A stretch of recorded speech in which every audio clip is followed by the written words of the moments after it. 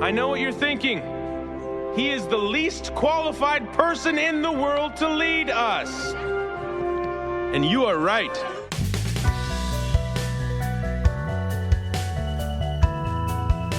This episode of The Harmonious Gentlemen is brought to you by our friends at Blind Man Brewing, the most awarded brewery in Canada. They brew innovative, high-quality, and flavorful beer while working for sustainability through their green initiatives.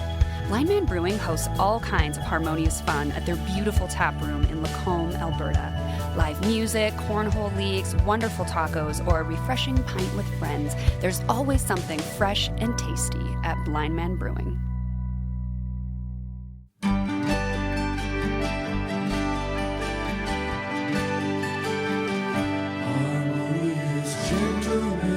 Well, if podcast episodes were the weight in pounds of the average human male at adulthood, you'd know this has to be episode 166 of The Harmonious Gentlemen.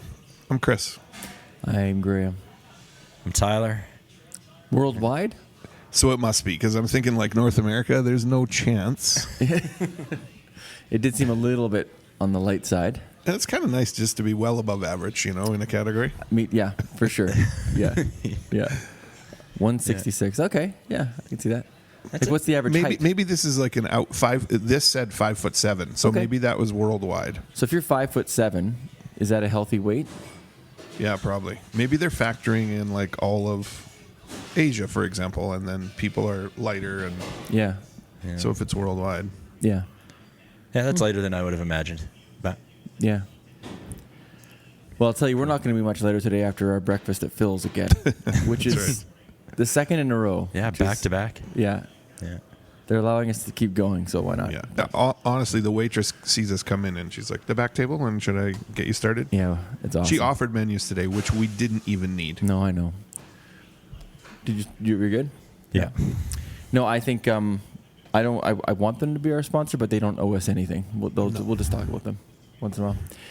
So how you guys doing? It's pretty much summer beginning for us. It's our last day today at our jobs for the summer. I think that's the biggest thing today is that this is like our last day of work before it's we huge. head into the summer. Yeah. When we record this. It's a pretty big deal. Yeah. Right. So I don't know if our listeners will hear the excitement in our voices or the exhaustion. It might be the tiredness. It's going to be one or the other. Yeah. Yeah, we had our big staff roundup golf tournament thing, and it was a very late night, so I'm not on much sleep, but I feel pretty good, actually. I feel just to see you guys. You look sharp. I would never have Do guessed. I look sharp? I don't feel sharp, but I can edit things, and it's going to sound great. That's right. Yeah. Can you edit more joy into my voice? Do we have any feedback, Ty? I noticed the inbox was just kind of filling up this week. Yes. So many that I couldn't choose which one to read in full, so I'm just going to give a few shout-outs. Yeah, sure.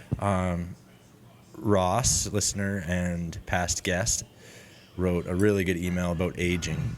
So maybe I'll compile some of these into Substack posts or something like that, because that one's definitely worth sharing. He had some good reflections on his own aging and some kind words for us about that episode. So thanks, Ross, for reaching out about that. And then two kind of similar messages, one from Carson and one from Thomas. And they actually both pledged support to our podcast on Substack. Yeah. So we were kind of thanking them for that, and their replies were also just really kind and thoughtful. Thomas specifically wrote a nice long one that, again, I'll have to summarize it up on a Substack or something like that. But we don't necessarily advertise that a whole lot, the pledging, but it's an option if you'd like to help us out in some ways, but you don't have to do that at all, but it is really nice. To be honest, we didn't even know what it meant. Could do that. What is a pledge? And when we set up the account, we made everything is free, basically. Everything we create is just there. Substack is designed to have a kind of a 2-tier subscription thing, and I don't think we're ever, well, at this point we have nothing to hide or put behind a paywall. So if you pledge anything, it's just going to help us keep doing it, and we'll try to get you as much merch as we can. Sure. Stickers. You can cover your entire fridge. Yeah. Whatever you put stickers on. Yeah. Topper. Cool. Well, thank you for the emails and keep them coming like always. Mm-hmm. Do you guys have anything to recommend before we jump in today? It's what we do, Chris. So It is. And mine's a recommendation shout out to my brothers who are making a film. They were away. I think I talked about this with you guys in India, filming a biblical story of Daniel, and they released their official movie trailer yesterday. Oh, yesterday. And then my cool. brothers and I were just chatting because Andrew said, "I think I'm like if it pretty quickly hit 1 million views," and he said, "I think if it hits 2 million, then I should write like an article about it." And then he was just texting, "Oh, it's at 1.5. Oh, it's at 2 million. Oh, it's at 2.5 million." So within like a few hours of releasing, it just got a lot of traction, which I think is cool. And then it's always like, don't read the comment section. But no, pretty cool to see. That's a good rule. It's getting a lot of hearts. Yeah. Well, out of 2 million views, you'd expect You're gonna get some losers on there. Yeah. They're not losers.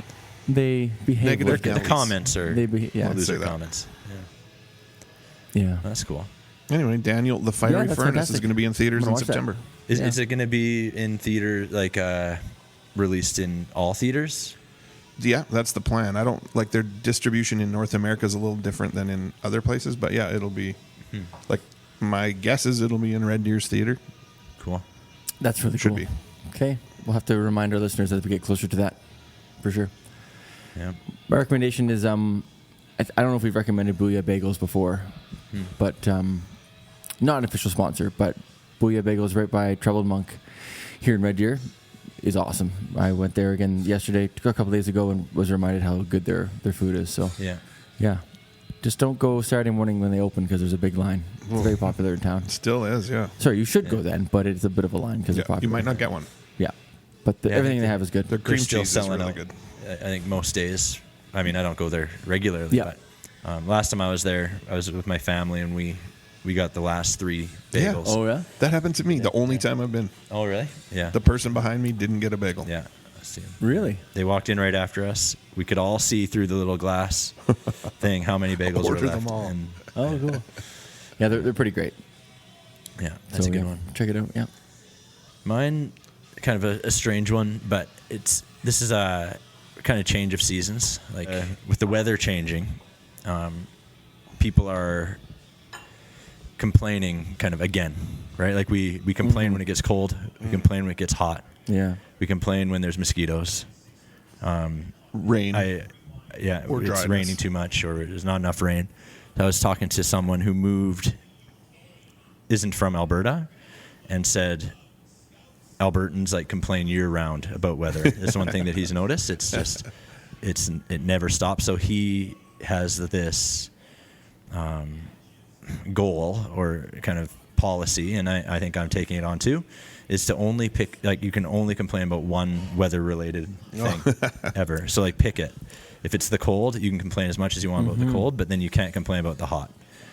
Or if you're complaining about the rain, then you can't complain about the lack of rain. Like you're saying, one complaint per day. Or per year. Just like per year. Or I think for him, he said, That's funny. Because when I talked to him, it was actually super hot, and I think I made and a what was he comment. complaining about? He's picked the cold. Oh, he picked the said cold. he said, like, I'm never going to complain about the heat because I complain about the cold, and I thought that was a good way to curb your complaining. Yeah. I feel like as someone who did not grow up here, I'm gonna go with like the April winter hanging on. The cold sure. and the March, April cold, that's the worst. Like season's got to be over by then, but it's not. Okay, I'm going to pick the wind. Like when it's over a certain, what do we measure wind in? Knots? Certain knottage, then I'm complaining. Yeah. So what did you pick? I think I haven't really decided yet. I don't. Well, you should hurry up and do that. Are mosquitoes a weather phenomenon? Yeah. Yeah, I don't know if that should be a separate thing, but I think I'm gonna complain about the cold. Yeah. Like when it's minus 50 and things aren't working properly, and I want to be able to complain. Yeah. But when it's like my house is a little uncomfortably warm, like I'm gonna try really hard not to complain. I don't know if you guys have noticed this, but I feel like this year it's been quite like during the school week it's nice and the weekend hits and the rain hits, And I feel like the rain has lined up quite a lot with the weekends as of late. And that's easy to complain about too. But I won't do it. Let's do positive. It's a beautiful day today. So far. So far. Yeah. Okay. Good recommendation. So stop complaining so much. Pick one thing. Mm-hmm. Yeah. Trailer for your brother's movie. Yep. And Booyah. Booyah Bagels. You Okay. could do those all at the same time. Sure. Chris, we didn't really do a ton of planning necessarily, but you have a topic you wanted to maybe dive into this morning. Yeah, I haven't done much That's okay. at all, but a topic I know we're going to be able to discuss. Absolutely. Yeah. Do you want to know what that is now? Give us a little teaser. Well, let's talk a little bit about leadership. Okay. Maybe the leadership you've seen modeled, the leadership you try to take on in the different aspects of your life, Yeah. the leadership that you're averse to, or and maybe that kind that you're attracted to. Listeners, during this little break, I want you to think about two things. One, the best boss you ever had. And two, the worst boss you ever had. We'll see you in a sec. This segment is brought to you by Cilantro and Chive. Delicious, creative dishes, a huge variety of locally crafted drinks, and with locations in Lacombe and Red Deer, they're making two communities more awesome. Check out their mouth-watering Burger of the Month, a rotating menu item that satisfies your hunger and supports local initiatives and charities. Cilantro and Chive. Fresh, simple eats. Well, guys, admittedly, my sporting history, the teams I cheer for have been on some tough runs the last decade, 40 years. I don't know. I'm a Blue Jays fan, Team Canada fan, Oilers fan, kind of a lot of almosts. But then I think about the people who are in positions on those teams as leaders, as players. I want to talk about leadership today and the coaches that they have. And I know that those are big pieces in success. Yeah. So this week, the news for one of my favorite teams, the Oilers, was that they hired Mike Babcock, who has had success in the NHL and has also had a lot of coverage about toxic leadership, I would say, the way that he's interacted with mostly players, but perhaps other people in organizations too, and done things like sometimes you might say like old school. Yeah. He has a way of interacting with people that it's kind of, I would say, frowned upon. Would you say in today's day and absolutely. age? Has become more so in the last 10 years, probably. And I don't know if we know specifics, but we keep hearing of players who have said, like, he's the worst person ever, like is the quote, or he caused me to hate my life and quit the sport. Yeah. Some prominent players have spoken up and said he basically just bullied them day after day after day. Yeah. So we can talk about that a little bit if we want, just the actual decision by the Oilers. But so feel free to chime in on that. Yeah. I guess my question is, when sometimes people are in positions of leadership and like the people under them will talk about how things might be toxic in a culture, but when it's like kind of already known and then that person continues to receive positions or actually be newly hired for them, I just find that really interesting. The others, and I don't think this is intended to be a sports specific conversation, but in this Oilers situation, the other side of the coin is his resume. Like his accomplishments are very impressive. Like if you're measuring his ability as a coach by how many things he's won, and he looks like a pretty good leader. But if you measure his success sports, by what else is there to measure? These comments from these players is that to be weighed as well. Right. And I so think I guess that's what I want to get at. What's when the end goal is winning, is winning at any cost. Like I think the Oilers are saying they're okay with that, or it looks to me like they are. I don't. Do you know? I'm not an insider. I don't know all the details. was sort of surprised that they made that choice. You guys have seen Whiplash? Mm-hmm. Yeah. And I thought about the movie quite a lot actually when this was announced, because that's the best sort of in media representation of sort of like that kind of a teacher or a coach or a mentor, who it's like it's totally ends justify the means. Like it's not about how you feel. It's not about your mental health. Like if you win or if you're the best, it doesn't really matter how you get there. You've seen Whiplash, yeah, where he believes that if you treat someone like that, but it brings out the best in them, then it doesn't matter how you. That to me, there's lots of overlap there. Yeah, no, I agree. Where it's like if the Oilers can win a cup, like do they care if a couple players are sad or Right? No. And I shouldn't belittle by saying they're sad, but just if it takes stomping on some some people to get there. Yeah. And I don't subscribe to that myself. I don't think. I'm not an ends justify the means kind of person. Like I feel like you don't have to do it that way to win. But with Whiplash in mind, I remember feeling, well, not super conflicted, but like that's a good movie because it makes you question like the morality of the instructor. Yeah. Because he does bring out the best in his student. Mm-hmm. There's some, like all the things you listed, like mental health, like he crushes this kid. But was he doing it in a selfless way too? Like where he was putting his own reputation and like on the line. Yeah. By being this a-hole of a teacher to bring out the best. Like, I remember feeling kind of conflicted about that part in the end. Like, I don't want to be that kind of a teacher or person, but to kind of go another layer, was he doing it like on purpose? Was like he just a jerk, or that was or the that intentional? He knew this is what it takes for this person, and it's going to make me look bad, but it's about getting him where he needs to go. And that the movie was good about just skirting that. You didn't really know, I don't think. You never really totally knew if this guy goes home and he's this pleasant guy, but that's his role that he plays. I get the impression Babcock's just maybe not the nicest dude overall, but like the press conference he did, kind of, I didn't like it. Like I didn't like his tone. Like it felt very almost defiant and very, But anyway, I don't get too far into that.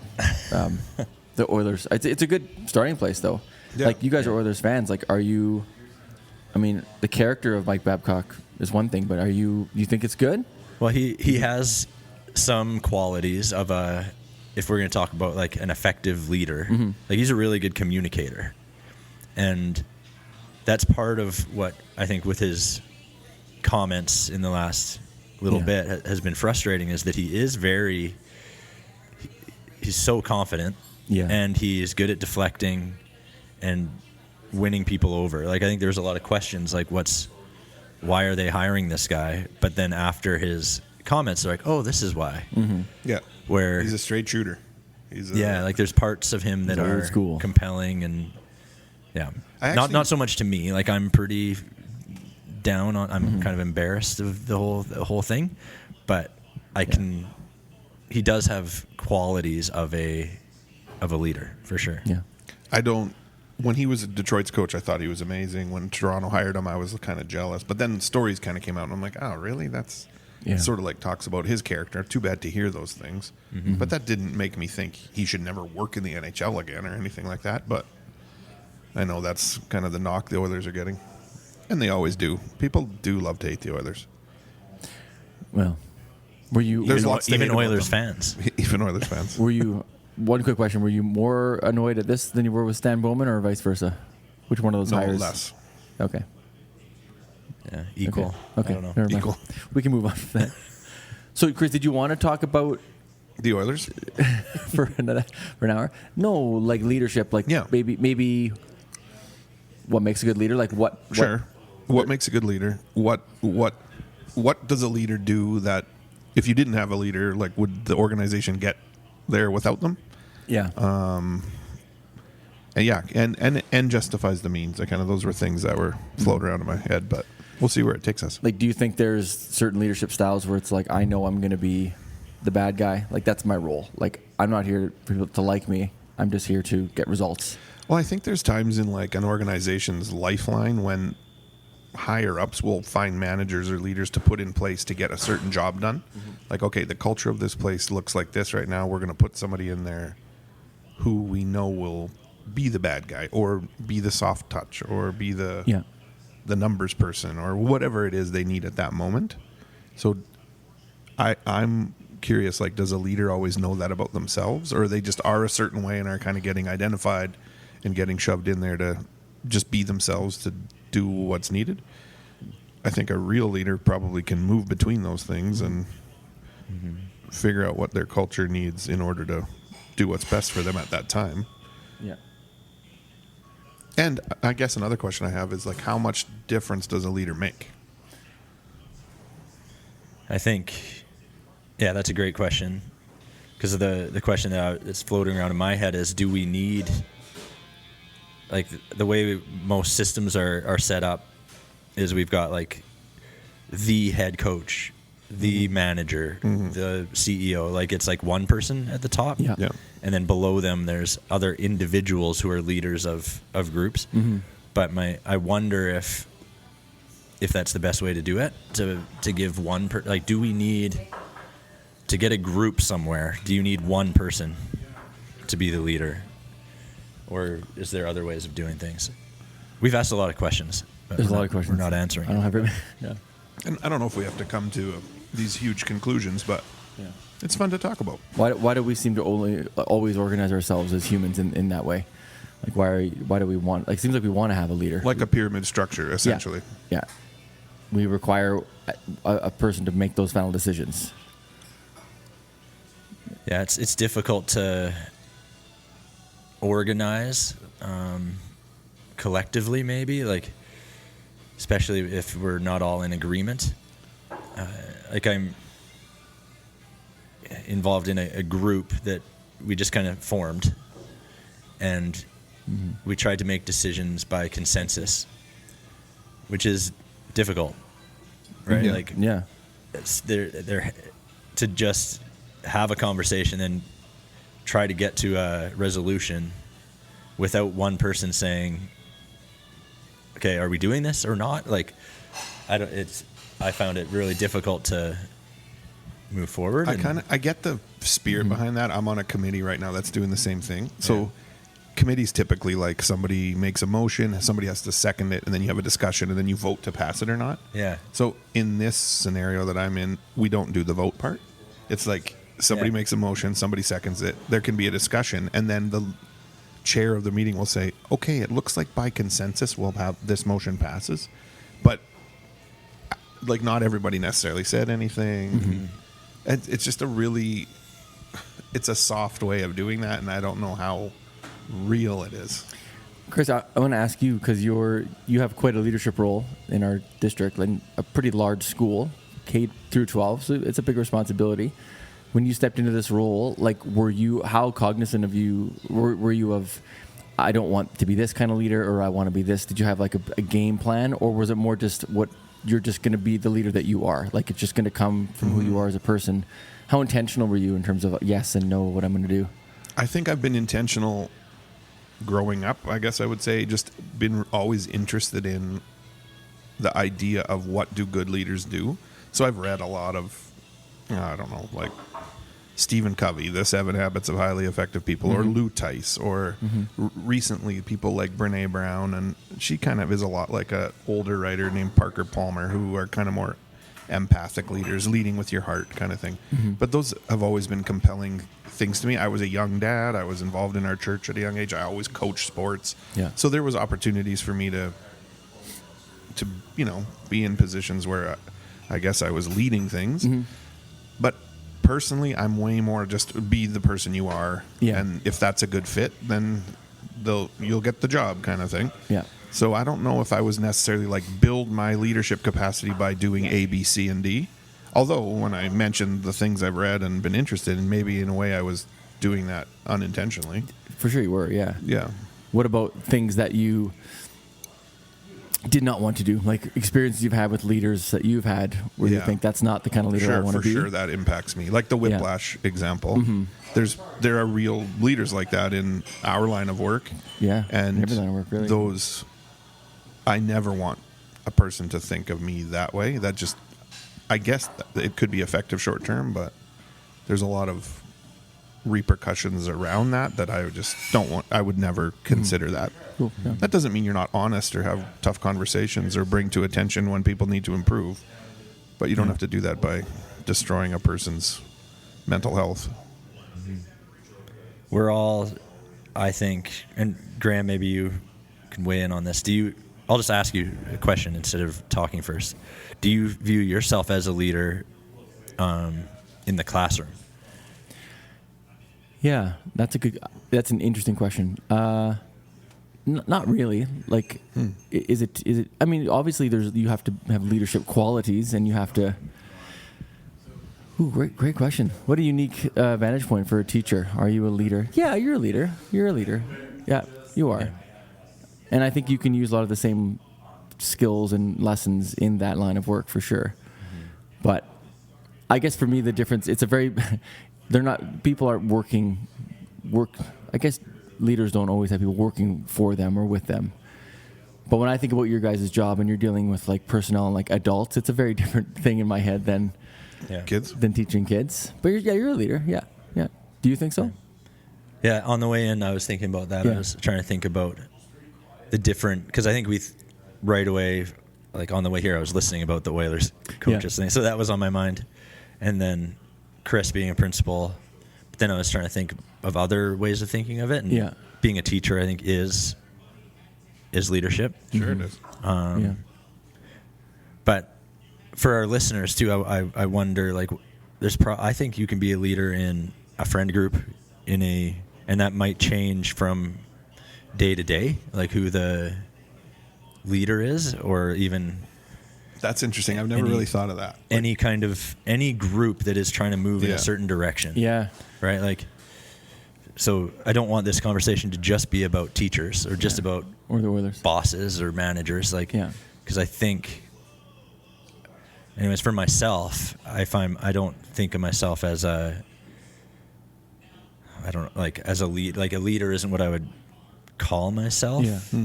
But there are definitely times when I think step up and become a leader, and I think I think we can all do that. Our band just had a conversation about this just not that long ago about, like, is there a band leader or like just 4 people trying to make a product, music. And there's lots of times earlier on in the band where I'd get home and I would feel guilty. Like, why did you, like, I would sort of maybe take over a little bit and sort of say, this is what we should do. Like, after all this, we've tried these things. Here's what we're going to do. And like, I just feel like sometimes you need that voice to sort of say, okay, now that's what we're going to do. But I'd often feel terrible about it afterwards. And then I'd have to go back and say, is that, so I think, like, sometimes it just, it's not intentional. It's just like, that's just who you are in that moment. And okay, so like we talked about consensus. Can a band do that? Or like, is there a vacuum that's created if there's not somebody like in a band who has to call the shots at some point? I kind of think there has to be someone who calls the shots at some point. Like, doesn't matter how big or small the group is. Like, you need to have kind of, I don't know. Well, I think of it like if you go on vacation with another couple and everybody's always like, what do you want to do? What do you want to do? And you never do anything. Yeah. And to me, that's like, we just wasted all our time and money, and all we just needed is somebody, and I don't care who it is. Yeah. Like, I'll do whatever. Yeah. Just pick something and let's go do it. But to be the leader in that situation or the band, there's some risk there, right? Mm-hmm. Like, you have to be willing to kind of put yourself out there. You don't want to pick something other people don't like. If you make a bad decision, you have to be okay with that. Well, and for sure, that's what part of leadership is. Yeah. 100%. There's a risk. Vulnerability. Yeah. What, if you think of your dinner group, who's the leader? I know your dinner group listens to this. It's Tyler. Tyler and Krista for sure. They lead the way. Good job, Ty. They started the whole thing, really. Part of the founding group, but I don't think we're the leaders. We've lost all control. You guys don't have to. Yeah, we started with no children, and others almost 20. Yeah. We've lost control. The kids they call the shots now. Yeah. But I think it's interesting because something like that, or even this, I was thinking about the podcast, your band, like, would it be? Podcast is a good question. Who's the leader of the podcast? Well, I don't, like, sometimes it's each of us, I think. Yeah, I think we flux. Right? We have different. So I'm just kind of crapping on consensus, but I actually do think we have it here. Yeah. But sometimes someone does just need to make a decision.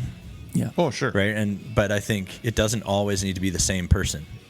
Right. Yeah, and that's kind of like with the band example. Yeah. Like, if you, after a conversation, you feel like, I kind of came on strong, but you can go back and talk about it. Mm-hmm. And then maybe the next time someone else learns from that and steps up and makes the call. I think there's a structure there for leadership where it can be distributed or shared, but to function, you still do need that like moment to moment, that person who's going to make the shot, take the. Just describing that, like traveling with people, like that's such a terrible feeling when you're just standing around. It's the worst. Like where should we go for dinner? Nobody knows. I don't care. Where do you want to go? I'm good with whatever. I like everything. And then finally somebody will say like Indian food. No, I hate that. No. Oh well. Then you pick. But that's some people are really good at being that person who will make the decision and take charge, and it's not all on that person. It's also on the group to be good. If you're not making the decision, you also need to be go along with it. Like the follower or a team member. Like maybe using the language. This is something in the classroom I use. I talk about being a team all the time. Like I'm on the same team as my students, but teams have hierarchies. You're like a coach, or I'm like I'm a veteran player on the team, where there's some situations where like you just need to trust me that this is the way to proceed, and like a friend group or a group on a trip is sort of the same, where like even if you're not the one making the shots, like you need to read the situation and go with the team, like because that person who says I don't care, let's not do anything, and then but I hate that decision, like that's just not being a good teammate. Right, because you didn't have the guts to make a suggestion, and then you're not happy with the decision in the end. Yeah. 0 for 2, buddy. 0 for 2. Yeah, come on. I still think like when you ask me or the average person, I think they're still going to think about their boss, right? When you talk about leadership, like because we spend so much of our day working with the boss, that's where our mind goes right away. So maybe we can just in a second talk a little bit more about that. Sure.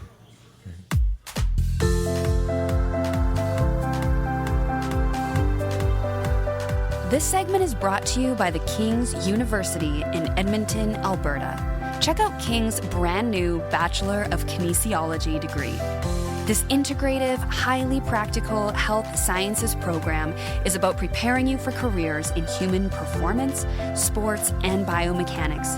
If you have a passion for movement and exercise, visit kingsu.ca/kinesiology.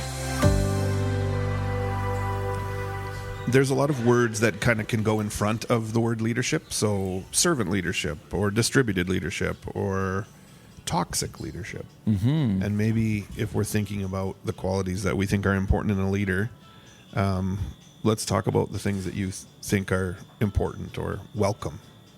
Sure. Maybe the easy ones, like you got to be organized, like organizational skills are top priority, I would think, depending on the role, but you do have to be able to organize your thoughts and your people and your schedules and all that stuff, right? Yeah. Like the managerial kind of for sure tasks. Like just the crossing the T's, like you just got to know what you're doing in that sense. But and some like, but then again, is it possible to be a good leader without those skills? Like, could you be a disorganized mess, but you get the best out of people? I don't know. Is that? That's not number one. Yeah, it might be with all of these things. We could ask that question. Sure. Right? Yeah. Like, is it possible? But because it's really hard to pick the one thing. But the one that comes to my mind first would be like humility. Like I find it.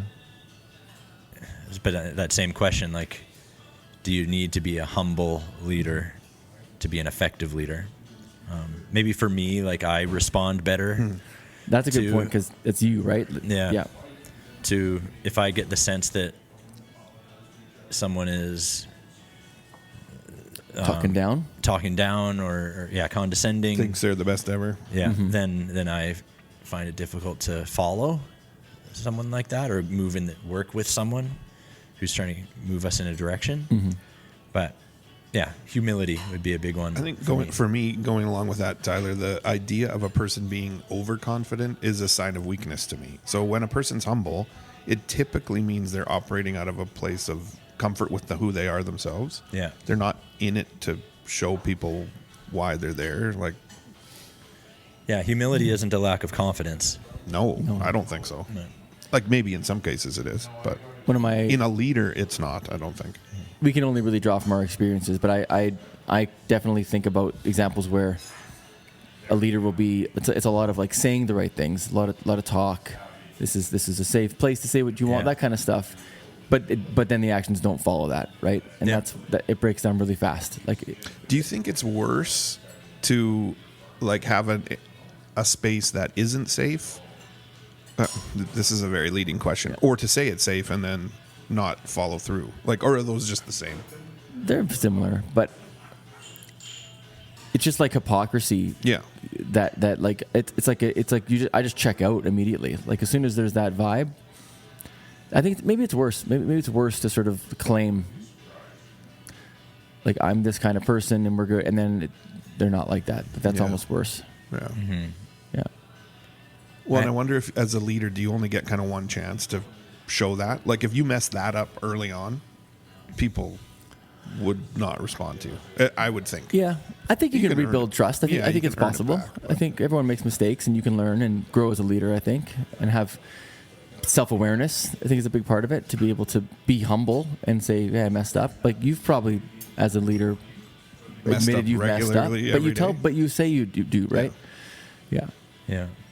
I think when I think about like what are you doing when you are a leader? I think you're trying to get a group of people to move in a certain direction or to, and like there's a goal in mind, whether that's like an actual finish line or just like an abstract, we want to become more of this. You're trying to move or mobilize like a large group of people, or not necessarily large, but a group of people. So a lot of it is just building like a shared motivation or like a culture. Like you're trying to build culture. Yeah. So that people, even though you're not all in agreement, you want to move together. And I think a lot of the things that we've mentioned so far speak to that, but maybe like, what was the word you said? Like empathy would be one. Yeah, that came to my mind for sure. And then authenticity was the one you were kind of talking about, where like if you get the sense that this person that's trying to bring us somewhere isn't authentic, it's really hard to want to work with them. Yeah. Right? It feels like then why are you doing this? Like if you're saying one thing but doing something else, like what is our actual what are we doing here? Yeah. But, and that's what I was saying earlier too. It's like almost like it's like buzzwords, right? It's like I'm going to use all the right words when we talk, but that's not how it's going to go. Yeah. I like data. Like I'm not always crunching numbers but it's interesting to get feedback. I've always really appreciated feedback from myself personally, from others, people who are in positions of authority over me, my colleagues, and then if I'm in a position of leadership, people who would feel comfortable responding to how things are going.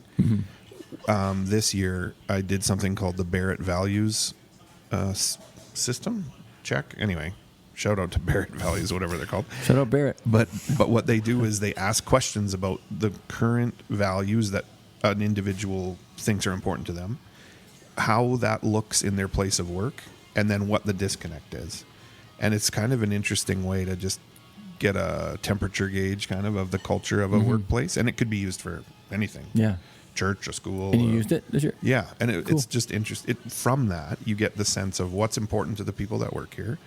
And my learning, I think, was that a leader brings who they are, like you said before, like who you are personally is a huge part of how you're going to be as a leader, of course. But a good leader's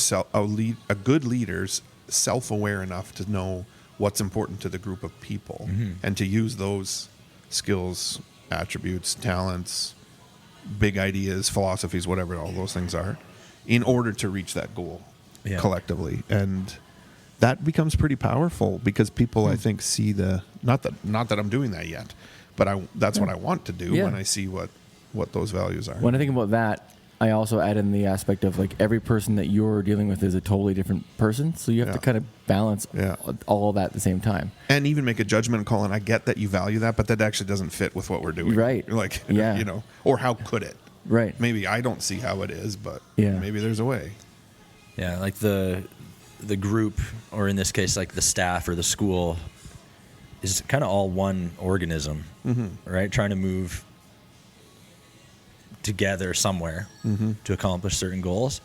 But I don't know, I just started an analogy that I hadn't thought through, but like sometimes the left hand isn't in coordination with the right foot, you know, like, and so maybe the job of the leader is to create that coordination, and you need to be a good listener to do that. You need to, so, because I am more of a collectivist. Like, I think we are better when we are thinking of the group keeping the group in mind.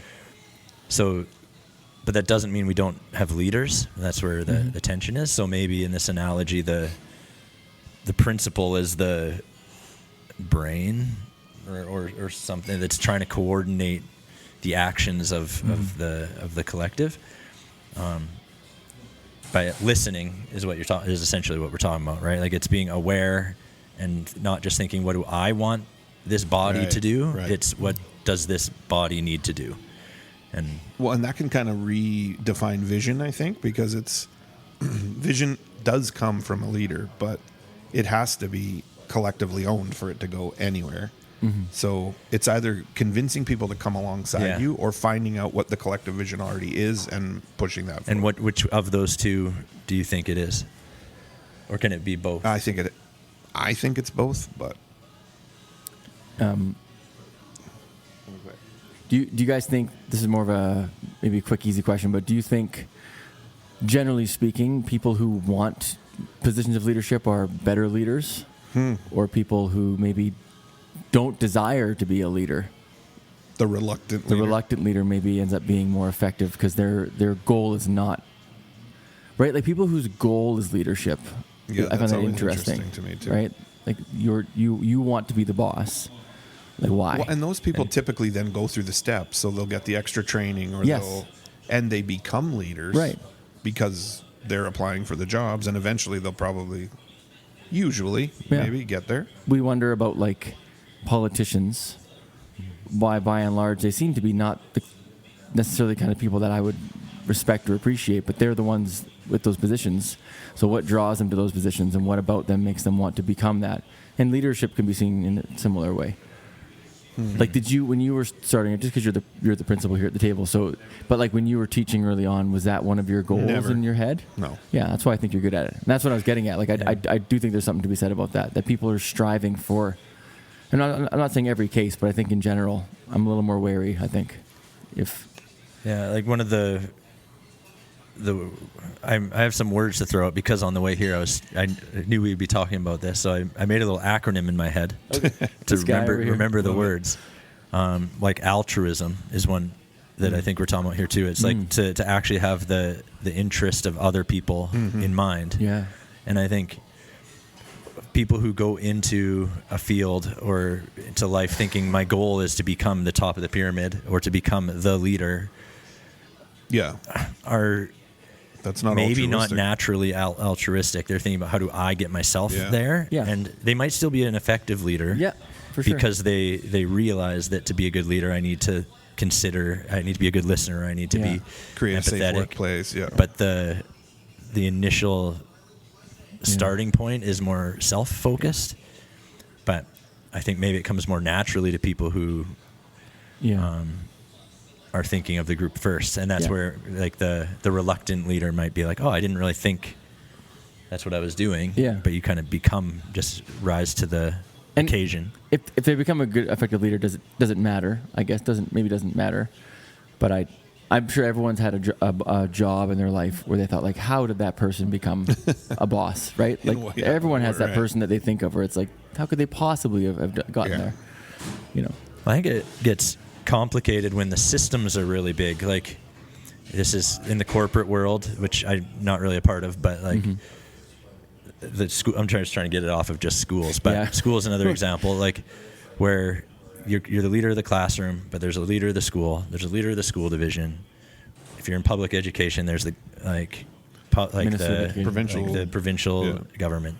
So it becomes harder to be all these things we're talking about when you are still under another leader, right? And leader at the top is looking for specific leaders to move the body in a certain direction, it just becomes, maybe that's why we see some leaders who are like, why, like, how did they get there? Because someone else has this bigger, broader view, right? With different, I don't know. It's just, that's where I feel like it becomes really complicated, is when you're a leader, but you were put in that position by a different leader. Yeah. And do you feel that tension? I mean, right, when it comes to like budgets and stuff, it's like you're almost like the bearer of bad news. Like you have that role as well. Yeah. Right? Like and sometimes those decisions are almost easier because it's like, look, there's the things I can influence and have control over, and the things that I can suggest, and some of those it's like, well, out of my control. Like I could worry about this, but there's no point because it's legitimately nothing I can do about it except share the bad news. Yeah. Sometimes it's good.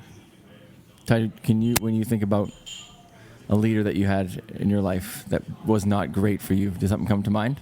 A team, a job, like?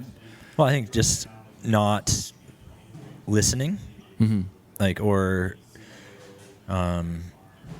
saying or presenting the values of like working collaboration, but then not being collaborative. Yeah, like that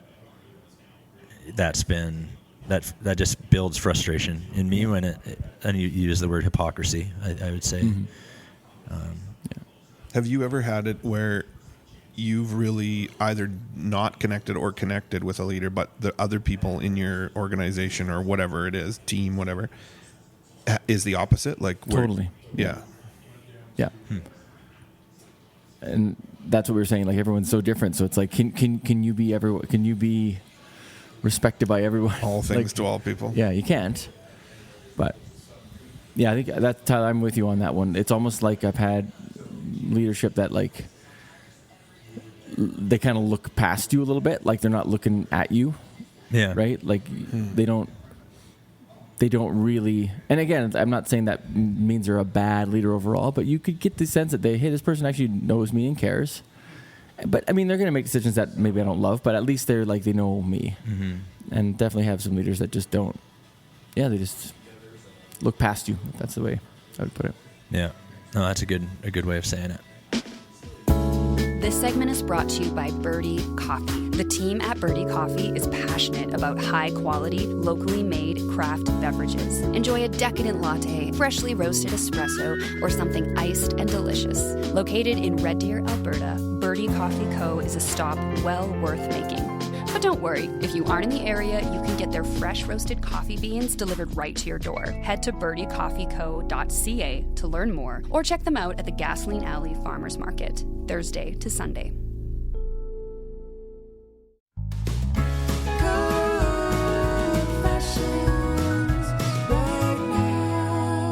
Okay, we've been here a long time. Like we've mentioned, this is our last day, so we have to get to our meetings. Yeah, I got to get going here. Really important teacher meetings to wrap up the year.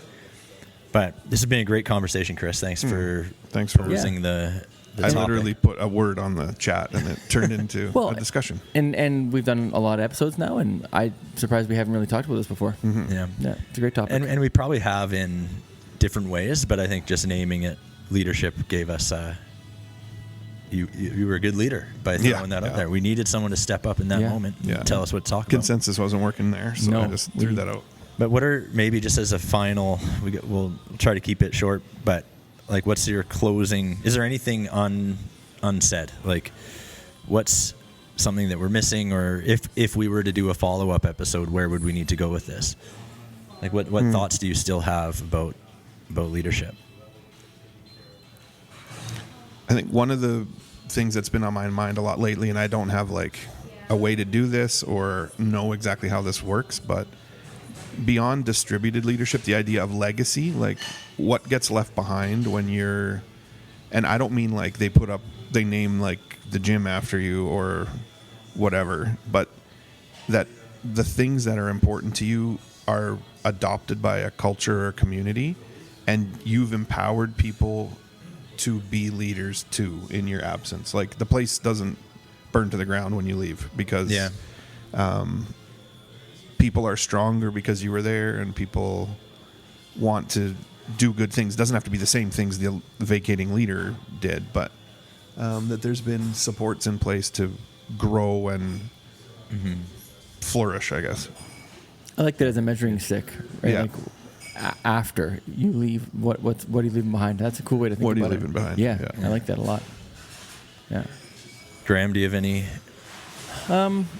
I think I love the conversation, but I'm a little more confused than ever. Like, I just think there's a lot that goes into we talked about Michael Scott earlier from The Office. Yeah.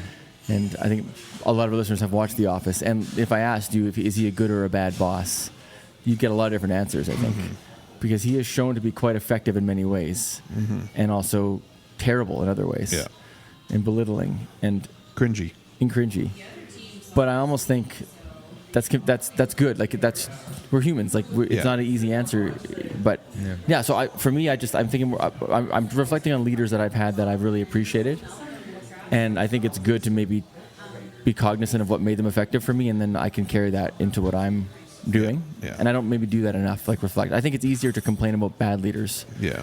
or complain out loud about decisions they make. And that's what being human is too. Like, we focus on the negatives, but I'm going to try to reflect on some positives.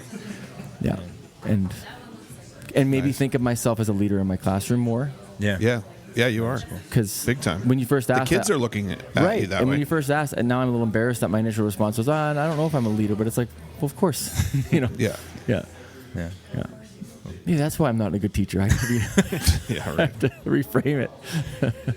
The other aspect of our lives that we haven't really talked about on this one is like family, and I think that's kind of my thought right now is on how in our family, like, we kind of I would say, like, you're working with in our family, like, there's two parents, and we are working together, and I think. I mean, Krista can write the podcast and say if it's not working, but And she will. I think we work fairly well as like a co-leadership of our family, and we are quite different in the way we do that. But I think that, and even in this podcast, like, I think we kind of have a co-leadership structure, but I guess family is a little different because there is still like a power dynamic that doesn't exist with us three. Although Chris is almost old enough to be my dad, but It's true. So that's where my mind is going. Is just like we've talked a lot about this like hierarchy, individuals at the top, but I think there's other models too. Yeah, for sure. That could be another podcast. It should be. Yeah. We'll bring your VPs on and we'll talk with them. Good idea. We should just get the That's how you scoop on how find they feel the about truth you. behind Yeah. My mind also goes to political structures and how to organize. Yeah, right. What would the best way to organize society be, and would it be what we currently have? And well, thanks. Maybe we just roll into confessions here. Like, we can maybe just jump right in. Because sometimes when you're hanging out with your dudes and your buddies at Phil's, you just want to confess some things. So before we head out of here and start enjoying our summer, Tyler, why don't you begin? Do you have a confession? I need maybe a light one this time, please. I need the break leading into confessions to think of mine. Okay, well, I can start if you want. Like, I've got one. And if you want. I one just to keep it light. Like, I am still guilty of eating obscene amounts of candy typically when I'm driving by myself. Like, I have this impulse to buy a bag of candy and just eat it on the drive and make myself sick, and I just can't stop doing it. But do you try the candy in the store now before you buy it? No. But I'm making some progress. I've discovered at Superstore they have like a fill a plastic cup with candy, like bulk candy. Yeah. Kind of like, so you can get more. You can eat it on your shop and then refill. But no, it reminded me of going to like buy the 5-cent candies. So I filled a whole cup, and then felt a wave of shame, and then I left the filled cup and I just walked out. So someone hopefully and I put a lot of effort into like crafting the perfect cup, but I left it there. Someone out there is enjoying it right now, probably. Exactly. Yeah. Some kid. But I do. Yeah, I have a candy addiction for sure. I feel my confession. I feel fairly guilty about. Well, not anymore. But Harvey had his last baseball game of the season. It was his last playoff game, and they'd had some tough luck in a few games leading up to it. And I loved watching baseball, and he did so good. I'm so proud of him. But they're young umps, and they make mistakes. And one of the things they're very clear about is, don't. You could just take it off, probably. Like, don't say anything out loud. Parents can be, But this is the last game, and it was a pretty close game. And so it's like tied. It's the game's getting close to being over. Anyway, there's a play at the home plate. I'm right there, and one of our kids slides into home plate, and then the catcher gets the ball and kind of tags him. And like he was safe. Like it was a good slide. It was safe, but the ump did this big like he's out. And like because I was pretty into the game, I sort of said like, oh, he slid in there safe. Like come on, like but it wasn't like maybe the angry parent, but I definitely said it louder than I really should have. And I said it a couple times, like, oh, he was safe, right? And then the ump looked at me, like. Are they like chilled kid they're like umps? Or? 13-year-old, like they're young, right?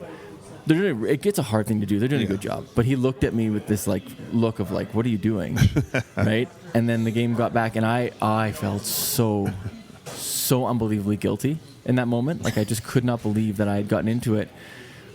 And I said to Heidi, I said, oh, how mad did I sound? And she's like, well, you were loud. Like you didn't have to do that. And so as I sat there, I just kept feeling more and more guilty. So I waited for a break, and I had to go talk to him. Like I had to go up there. Good for you. And so I waited for a pause between innings, and I ran over to him, and I just said, like, man, you're doing... And he peed his pants. Well, as I approached him, he had this look like, uh-oh. I'm going to have to throw this guy out. Yeah.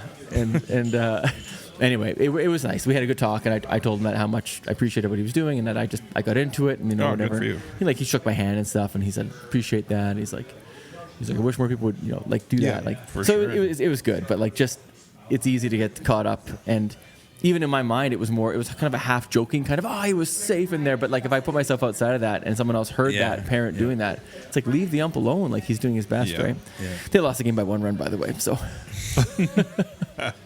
but it was just, I definitely had to confess that because I felt like an ass. Yeah. Yeah. Good though that you made up for it almost immediately. I had to. There's no way I could have sat there for the whole game. I just Chris, do you want to close off? Yeah, it's really short. I just haven't worked out for a long time, so I cannot wait for summer. Like it's been a few months, and I can make all the excuses. Like I'm busy, but I need to make it a priority. So I miss the days can't that we wait picked me till up Monday. at 5 a.m. and all three of us working out. Those were good still times. do that. We could. Yeah. We could talk about it. Yeah. Monday's going to come hard. Well, it's going to come good because I'm excited. Cool. Good. Okay. I like the camera. Well, it's been a good school season, guys, even though we're still going to obviously keep going a bit here. But if you want to get in touch with the show, you should. I love the emails. Yeah, and we keep getting them, and we appreciate that. HarmoniousGentlemen@gmail.com. Keep sending them in, please. Yeah, or check out our Substack, our Instagram, which I took those things off my phone. So now, it's very minimal what's being posted there. I know. Sorry to listeners who requested that we keep posting on Instagram, but anyways, we exist there. You can. We exist. Yeah, we exist. Yeah, find us. And real quick, shout out to Elliot again. I meant to thank him for being here last week, but he was such a great guest and he was really killed it. Yeah. Oh, and actually, I have one more thing too. If you're still listening and you enjoyed the Nate Pike episode that we did a few weeks back, and then also the Jared Wesley one. But if you're in Edmonton or you want to go, they are hosting a live episode of The Breakdown in Edmonton on July 25th. Okay. At the Orange Hub Theater in Edmonton. And Jarrett Wesley is one of the guests. Oh, cool. Of Nate Pike. So we should go just to see our friends. Are we all around? No, you're not back yet. I don't think I'm around. That's too bad. But yeah, it's in July 25th, and there's tickets you can get. It's $30 a person. So but there's other guests too. There's an MLA, a couple MLAs going to, and anyway, it looks like a really, really good time. Oh, cool. So check that out. All right. Cool. I think we're done. Thanks, guys. That was a lot of fun. I'm guessing the after credits clip is going to be the Any Given Sunday speech. What do you think? I just thank you for the idea because I need ideas. Okay. So does Coach Bombay have any good? Maybe. I might start it with his when he turns bad and slicks his hair back and he's not a good coach for a while, right? Yeah. He turns into Pat Riley or something for a Yeah. while, and then at the end he's like his hair's fluffy again and he's happy. Like it's totally hair based. Yeah. Yeah. All right. Well, thanks for leading us tonight, Chris. Oh, Yeah. my pleasure. Yeah. Okay. We'll see you next time on what The Harmonious Gentlemen. podcast. Yeah.